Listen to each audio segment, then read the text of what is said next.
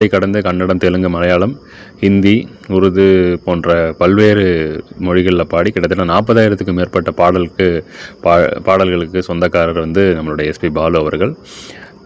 ஆரம்பத்தில் பார்த்திங்கன்னா ஜெமினி கணேசனுக்காக அவள் ஒரு நவரச நாடகம் அந்த பாடல் தான் பாடினார். பட் அது லேட்டாக வெளியே வந்துச்சு. அதுக்கு முன்னாடியே வந்து 1901 திரைப்படத்தில் வந்து 1000 நிலவேவா அந்த பாடல் வந்து பட்டி தொட்டியெல்லாம் பறந்து இப்படி ஒரு பாடகர் யாருப்பா அப்படின்னு சொல்லி தேட வச்சது. அந்த அளவுக்கு வந்து முக்கியமான ஒரு இடத்தை அவருக்கு அந்த பாடல் வாங்கி கொடுத்தது. அதுக்கப்புறம் தான் பல எம்எஸ்வி கூட, அதுக்கப்புறம் இளையராஜா கூட, ஏஆர் ரகுமான், சந்திரபோஸ்,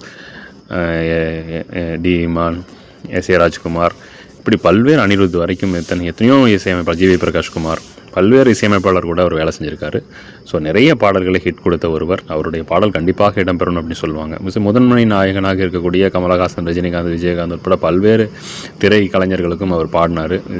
சமீபத்தில் இருந்து யங்ஸ்டர் வரைக்குமே நல்லாவே இப்போ நிறைய பாடல்களை அவர் பாடி கொடுத்துருக்காரு. ஸோ அப்படி வந்து அவருடைய குரல் வந்து எல்லாத்துக்குமே ஒரு